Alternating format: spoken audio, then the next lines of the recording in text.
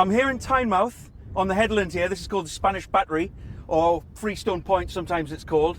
And behind me you have the other peninsula there, which is Penball Crag. Now this place is a very strategic point. It's a very significant point in the geography of the area, and people have been living here for thousands of years basically. Just the name Penball Crag, that ancient Celtic name, it gives you an idea of how long people have been living there and how important that's been through the ages. And the Iron Age people, who, like I say, have been living here for thousands of years, these would have been fairly important people in the area to occupy this headland. They would have controlled a lot of the trade networks locally. Like you're right at the middle of the country, really, on the middle of the island of Britain. So you're at the confluence of the River Tyne, and you've got, like, you know, the coast going all the way down south there and all the way up to Scotland there. So the people who lived on this headland would have been connected to the trade networks up and down the coast, and as well as that, they would have been connected to on the inland waterways all the way up the reaches of the Tyne, right into Cumbria. They would have been connected with these communities and tribes people. And like I said, they perhaps would have been at the head of the trade networks at that time.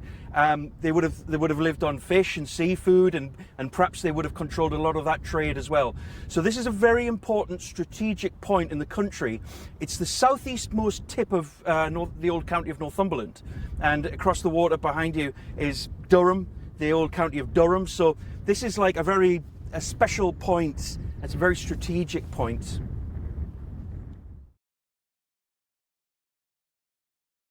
Now, what we've got to understand about Tynemouth is, one of the great mysteries of Tynemouth is, why didn't Hadrian's Wall end here? That's one of the great mysteries, and maybe the answer to that question lies in reassessing the power dynamics of Roman Britain. So basically the wall ended 3 miles upriver there at Wall's End, and you know, it didn't come this far. And the question is, why is that? You know, you've got the great supply fort of Arbea just across the water there on the top of the Law. You know, you've got that huge fort. It's one of the biggest forts in the country. But there's not much real evidence that the Romans occupied this headland here. And you know, like I say, the answer to that probably lies in reassessing the power dynamics at the time of Iron Age Britain and Roman Britain. And the biggest tribe in Britain during that time was the Brigantes. Now, the Brigante tribe were the biggest tribe in the whole country. They were Yorkshire based, and they had the biggest territory. Yorkshire today is still the biggest county in the country, really.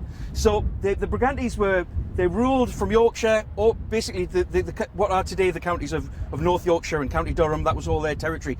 Their hard power, they ruled through a lot of vassals and sub-tribes, but their hard power didn't quite reach across the water here into real Northumberland. It seems Corbridge was maybe the most northerly town for them, and Corbridge was a key Roman town as well. So the history of Corbridge probably goes back way before the Romans. But like I say, the Brigantes were a key tribe, and they were allied with the Romans to begin with in the 1st century. But towards the end of the 1st century, they fell out with the Romans, and there was a war, and there was a rebellion between them, and the Romans really had to build the wall, I believe, to sort of keep the Brigantes in. You know, most people consider that the wall was built to stop northern tribes coming through the wall, coming south through the wall. But I think another reason for the wall was also to control the Brigantes and contain them a bit. So what we also have to assess is, who were the people living here on this headland at that time? They weren't the Brigantes. They were more than likely the Votadini people.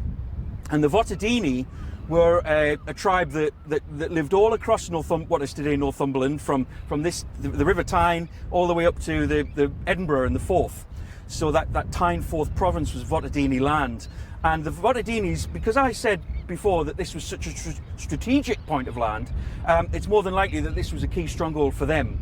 And there's good reasons to suggest that the Votadinis were very friendly with Rome. They were settled people. They were relatively civilized people, and they may well have invited the Romans to come here. They may well have invited the Romans to build the wall, and that's why the Romans didn't build the wall up until this point, because they were allied and there was a treaty in place with the Votadini people.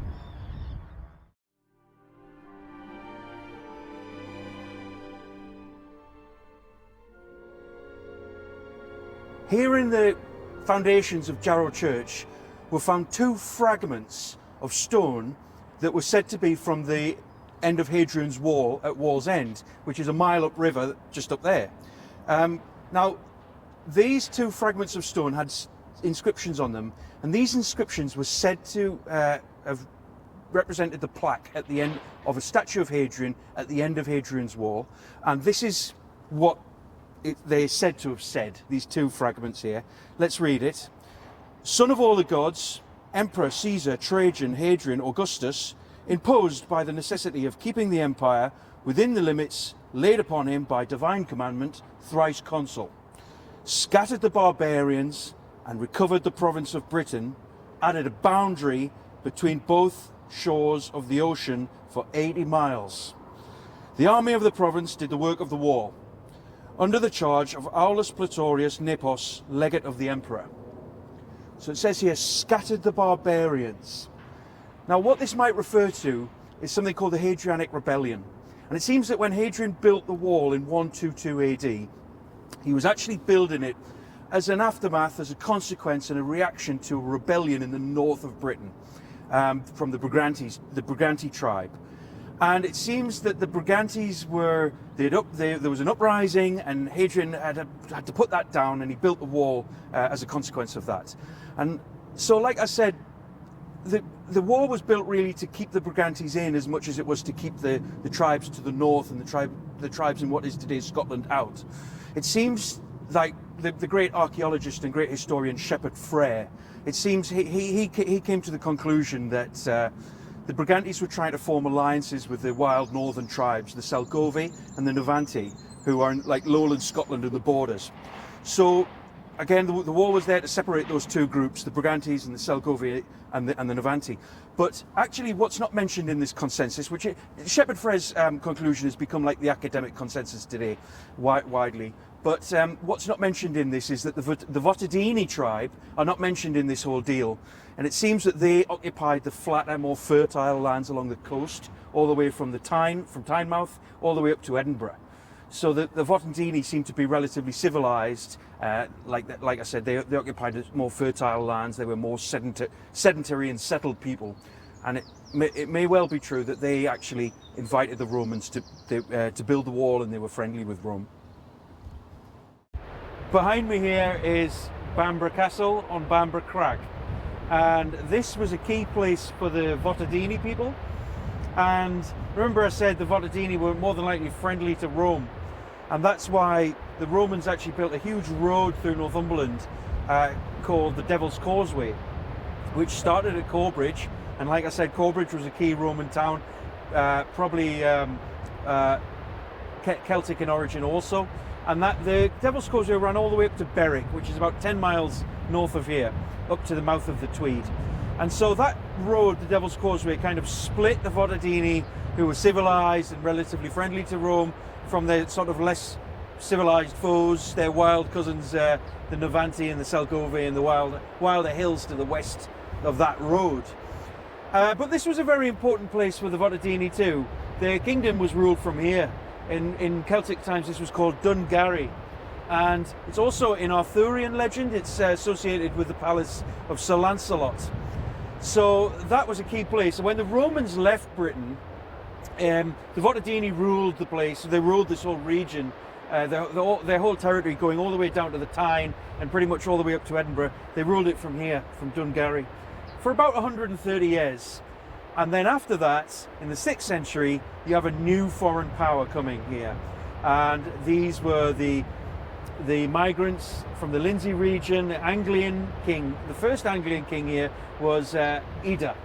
And Ida's son was Ethelfrith, and Ethelfrith's son was Oswald. And their key stronghold was here, and they ruled the place from here, and as well as Yevering a little further inland near Wooler. So that's kind of the story of this place. It's very close to Lindisfarne. It's where Oswald had his seat as well, and he brought over his Bishop Aidan to form his monastery on Lindisfarne, and he could be nearby him there. So it's a wonderful setting and a very dramatic setting.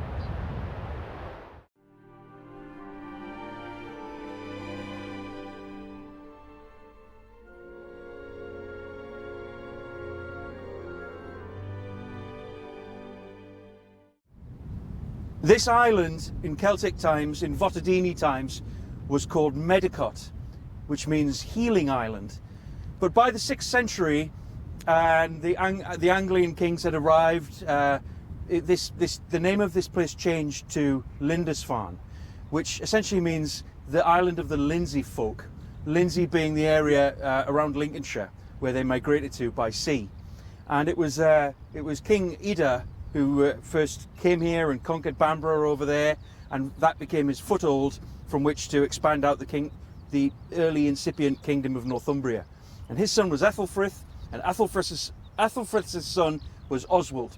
And Oswald became the kind of archetypal Northumbrian king, because he spent his formative years across an island in hiding, and when he returned to Northumbria, he defeated the Welsh king Cadwallon in the Battle of Heavenfield in 633.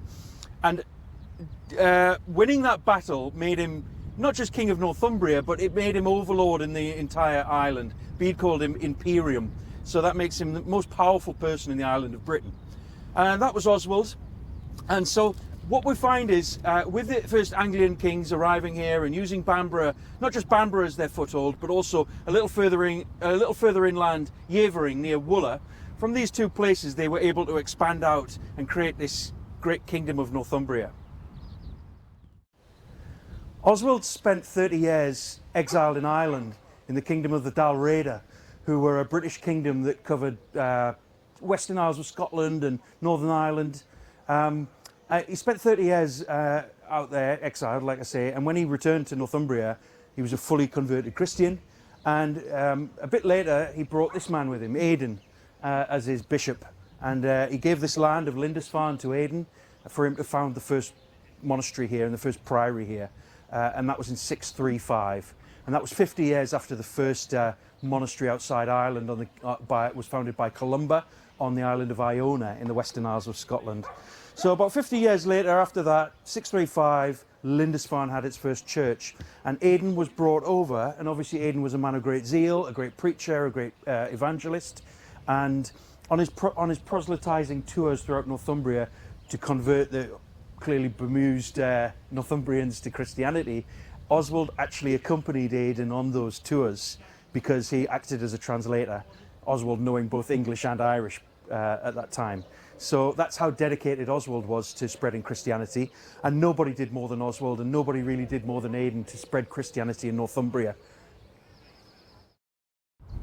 Behind me here is Tynemouth Priory, and this was the site of the first original shrine to St. Oswin. And Oswin was a cousin of Oswald, and when Oswald was killed in 642, Oswin became the king of the southern portion of Northumbria, which is Deira, which includes the counties of North Yorkshire and Durham today. So Oswin was king of Deira, but he didn't hold power for very long. It was actually Oswald's brother, Oswy, who had him tracked down and betrayed and slain. And Oswin was, so basically Oswin comes down in history as quite a feeble king. He was very close friends with Aidan, and he was a deeply religious man. And when Aidan died in 651, Oswald didn't have any allies left, and that made him vulnerable. So, like I say, he was tracked down and he was killed by Oswy, and Oswy then became the king of all of Northumbria.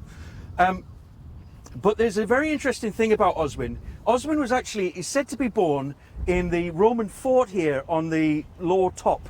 Now, this South Shields Lower Top, in medieval times, this was an island, and on the top of there is a Roman fort. Now, by Anglian times, by the 6th century, that had become a sort of palace complex called the Burg. And Oswin was born in the Burg. And in the Roman fort there, even today, they still have it, is the only Roman altar found in Roman Britain. The only Christian altar, I should say. And it's still there today. And, you know, that's a very special relic. And if Oswin was born in that fort over there in South Shields, then he may well have been baptized on that altar. So that's something interesting to think about. Another interesting thing to think about is that South Shields, the distance from South Shields to Jarrow. Now, Jarrow is right up river there, about 3 miles back. You can just about see it up the Tyne. The distance between those 2 points, South Shields and Jarrow, it's about the same distance between Bamborough and Lindisfarne. And so you have this interesting constitutional relationship here, where you have the political centre based in one place, but just across the water, a few miles distance by water, you have the religious centre of power. And you have these two places that could, interact with each other, and basically the king could keep an eye on, King Oswald could keep an eye on Aidan. He's just across the water there at Lindisfarne. And you also have a third point in this constitutional relationship. So you have an almost triangulation, because in South Shields, older than Jarrow, you have a monastery called St Hilda's, which was on the site of where St Hilda's Church is today, just at the Market Square there in South Shields. So St Hilda's is a slightly older monastery. It was founded by Aidan than Jarrow, slightly older than Jarrow. So you have this kind of triangulation point, because St Hilda's was a Benedictine monastery. These were monks who kept themselves away from the world. They were ascetics. They didn't engage with the world. Whereas with Jarrow, that was a place of learning. That was a worldly place. That was almost a mendicant order, not so Benedictine. So you have a sort of holy trinity there, a constitutional arrangement of the political power and then the two sort of religious seats. Funnily enough, you see the exact same thing in Lindisfarne and Holy Island. So you have Bamborough being the political seat, but then you have Lindisfarne, which is this economic, worldly place with teaching and learning going on. But then you have Innerfarne, just 2 miles off the shore, where that was a place where St Cuthbert and St Aidan went to pray, and where they went to find refuge and solace away from the world. It's what they called in the ancient times a thin place, where they could be closer to God, they felt. So again, you have this triangulation in Lindisfarne and Bamborough and Innerfarne, and you have it here with the Burg, or what was the Roman fort, and Jarrow and St Hilda's. That Jarrow was the centre of learning in the Anglo-Saxon world is down to the work of one man really, and that's Benedict Biscop. And Benedict Biscop was born in 628 and died in 690, and that means he lived right through the thick of the Anglian rise of Northumbria. He was right in the middle of all that. And he was a man of great wealth and great learning, and he went several times to Rome. And during his trips to Rome and throughout the continent, throughout France, exploring visiting the monasteries there, he amassed a collection of around 250 books in his lifetime. And those books formed the first library here, which was meant to be like the best library in the world, in the Western world, or in England certainly. And Benedict Biscop's library of about 250 books, these were so important because these could be copied. And once they were copied here in Jarrow, they could be sent out to other parts of Europe even, and England. So that's actually, they were vital to civilization itself, his library. Like I say, he was a great man. He was a man of ambition. He wanted Jarrow to be the best because of the monasteries he saw in Rome and in France. He was massively inspired by that. And he was a man of wealth as well, so he was able to bring over the best craftsmen from Francia to build this church and build this monastery here at Jarrow. And he was a nobleman. He was of noble birth. So like he lived under the auspices of King Oswy in Bamborough, and it was Oswy's son, King Egfrith, who actually gave him permission to found this monastery, and before this monastery found the one at St Peter's at Monk Wearmouth in Sunderland. So he had the king's backing, and we can see that from this dedication stone here. In 685 this church was founded, this monastery was founded at Jarrow, St Paul's, and this is the dedication stone, and it reads, "The dedication of the Basilica of St Paul in the 9th month of May in the 15th year of Egfrid Reg, King Egfrid. Ceolfrid, abbot of this church, Ecclesias church, founded the church under God's authority in his anno 4th year." So that shows you that Biscop had the king's backing, and actually it was just shortly after that that Egfrith was killed in battle fighting the Picts up in Scotland. But there's a lasting legacy here. It's still standing all these centuries later. Benedict Biscop's most famous student was St Bede, and Bede was the most learned man of his age. He lived from 672 to 735, and he lived all of his life here, pretty much, in Jarrow. He became a monk when he was a child, And when he was studying here and living here, there would have been hundreds of monks in this monastery. So Bede, like I say, was the most learned man of his age, the first English historian, just a great mind and a great scholar. And what it's thought about Bede is that both him and Biscuit were probably from noble families, Anglian nobility, and they may well have came from Anglian migrants from the Lindsey area around Lincolnshire. In fact, there's a tribe of people in the Fens area, which is just south of Lincolnshire, south of Lindsey, a sort of North Cambridgeshire area. There's a tribe of people there at that time called the Jarrow, and it might be why this place is named Jarrow, because the early Anglo-Saxon name for Jarrow was Gira, or Gira, which means perhaps this was the colony of the Jarrow folk from the Lindsey area. And so, like a lot of these places, like Lindisfarne was probably founded by migrants from the Lindsey area, the Lindisfarne folk. There's other clues like Billingham and Teesside, which is probably founded by folk from down south in Lincolnshire. This is because Lincolnshire was an important Roman base, a colony. Well, Lincoln was a colony at Roman times, and so what we're finding in the late 5th century and early 6th century is that there seem to be people moving from the Lindsey area and what is today Lincolnshire, moving up by sea, up into Northumbria and up into, Deira and Bernicia, the two constituent parts of Northumbria. They must have been hungry for new land and new territory to conquer and settle into.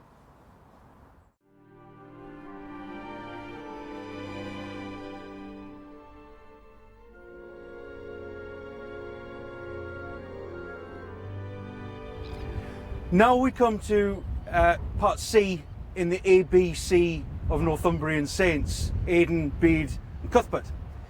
And St Cuthbert was born in 634, which means he was probably born within a few months of the founding, a few months before the founding of the monastery at Lindisfarne. And by the age of 30, Cuthbert was actually the prior of Lindisfarne. And he died in 687. That's when Bede would have been about 14. And it's thanks to Bede, actually, that we know so much about Cuthbert. Cuthbert was a man of great religious zeal. He was a great orator, and he was a great preacher, and obviously a man of great abilities.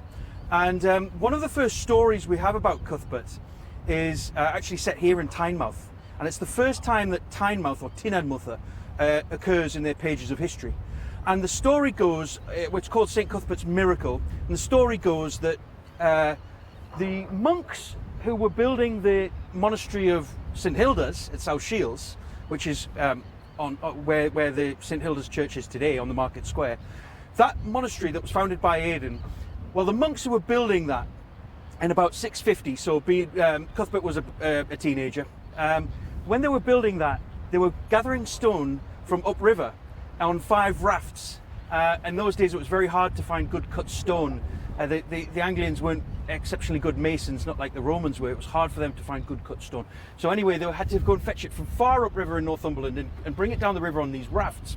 And as they got to the harbour here, apparently a great storm blew up, and they were carried far out to sea on the tide as well. And the monks at South Shields there, they couldn't do anything about it. These rafts were getting blown out to sea, and they were far out on the horizon, and all the monks could do was go up to the low top there and just pray that something could happen. Meanwhile, a large crowd had gathered here on this piece of land, here on this point, on this Spanish Battery point we call it today. A large crowd had gathered, and these people were pagans, they were heathens, and they started cheering the demise of these monks and saying, you deserve your fate, and you deserve to die for this unnatural faith that you're practicing. Now, Cuthbert was a part of, like I say, Cuthbert must have been about 15 or 18 at the time. He was part of these people, and he started berating this crowd. He started saying, why would you cheer the death of innocent people? At which point he shamed them, and then Cuthbert sort of dropped to his knees and started praying.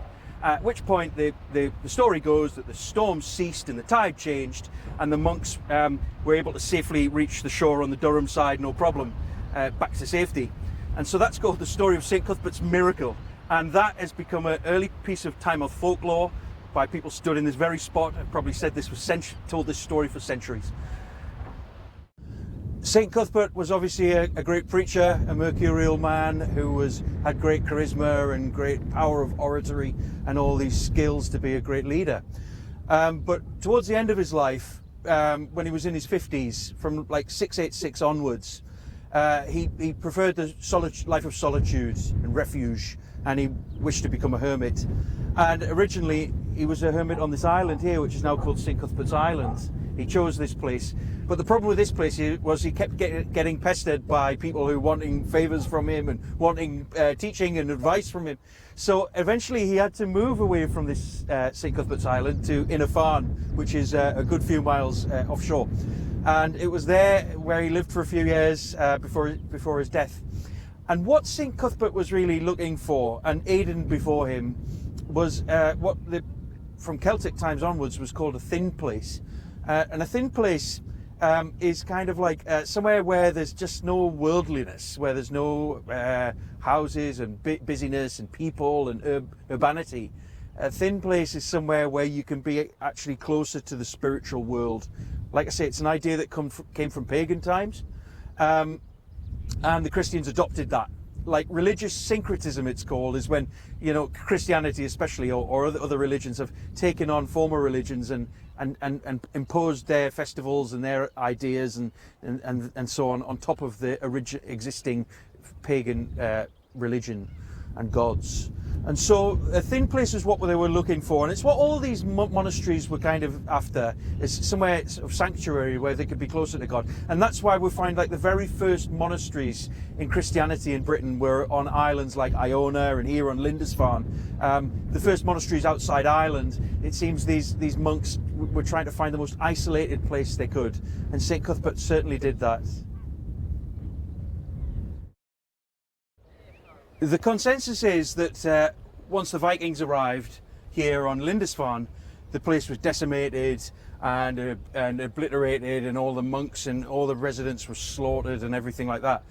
And that may well be true in part, but it's also the archaeological record here on this Hoof is throwing up new evidence all the time to sort of change the narrative on that a little bit. And it seems to be what we're finding is that the amount of very ornate stonework and masonry that's being thrown up and being discovered, like very ornate name stones and lots of very ornate crosses that were these were getting transported across the kingdom. It seems to be that the economy here was still thriving. It seems that the islanders had some way of defending themselves or coming to a sort of peace or a truce with the Viking invaders, who kept coming back again summer after summer and staying longer and all that. So the narrative is changing a little bit about how much the Vikings did destroy this place. It does seem that things were allowed to continue here to an extent. Down here in the priory, where we can see the statue of St. Cuthbert, and St. Cuthbert is obviously strongly associated with this place. When he became, for his last years, he lived as a hermit in a farm out there a few miles out at sea, and when he died on Lindisfarne, the monks lit a beacon that could be seen from here on the Hoof, and his body was then interred here on Holy Island. And it wasn't until 875 when the great heathen army came across from Denmark. And that was, incidentally, 875 was when Tynemouth Priory was burned down, and the monks and nuns were murdered there too. It wasn't until 875 here that Cuthbert's body was transported inland and moved away from Holy Island for safekeeping. And his body spent a long time, many years, moving around Northumberland, what is today Northumberland, before eventually settling in Durham, where the great Durham Cathedral was built up around him. But we see Cuthbert's statue there, and we see this great priory here, but what a lot of people don't realise is that actually the priory this priory as we see it came into being in the 12th century and 13th century, and that was mainly to cater to pilgrims who were coming from all over the place to visit this place because of its association with Cuthbert. But actually the real origins of this Christianity on this island are right here on this piece of land here, what's called the Hoof, or the Hoof. So that's where the original churches were, right here. This area behind me is the River Don, and it's where the Don meets the Tyne. And next to this was an area not so long ago. This was a huge tidal pool called Jarrow Slake over here. Now it's mostly totally built on now. It's an enormous car park for cars to come and get ferried out across to the continent. But there's a little bit left of it. But in Bede's time, this was known as Egfrith's Port. King Egfrith being the king who founded the monastery at Jarrow, but also he was the king that persuaded Cuthbert out of retirement just before his death at Lindisfarne. And King Egfrith was, like I said before, he was killed shortly after founding the church here at Jarrow. He was killed a few weeks later fighting the Picts, and his death in his prime, really, in 685, that's kind of spelled the end of the dominance of Northumbria as a kingdom. But it continued, and there was still lots of learning happened here. But it was about a century after his death that there was a new power arrived here at Egfrith's Port, a new foreign power, a heathen one this time, and that was the Vikings. And 1 year after the first raid on Lindisfarne in 793, 1 year after that in 794, the Vikings sailed down the Tyne here, and they attacked the monastery at Jarrow. They burned it down. They burned the world famous library there, and they slaughtered hundreds of monks as well. But the local people here and the monks, they may have got one final victory against the Vikings and put a brief check to their ambitions here in England. According to Simeon of Durham, who was a 12th century monk who studied at Jarrow, upriver there at Jarrow, Simeon of Durham said that the Vikings experienced a severe check at a naval battle at Jarrow Slake. And in that naval battle, they were very surprised because the monks actually fought back and actually killed one of the Viking chiefs. So as they were retreating, the story goes, but from Simeon of Durham and from the Anglo-Saxon Chronicle as well, that as the Vikings were retreating downriver, when they got to the harbour here, a big storm rose up, and their ships, their Viking longboats, were wrecked on the notorious Black Middens here. These Black Middens rocks are responsible for the deaths of many sailors through the ages, and maybe one of the earliest examples of that was this Viking raid.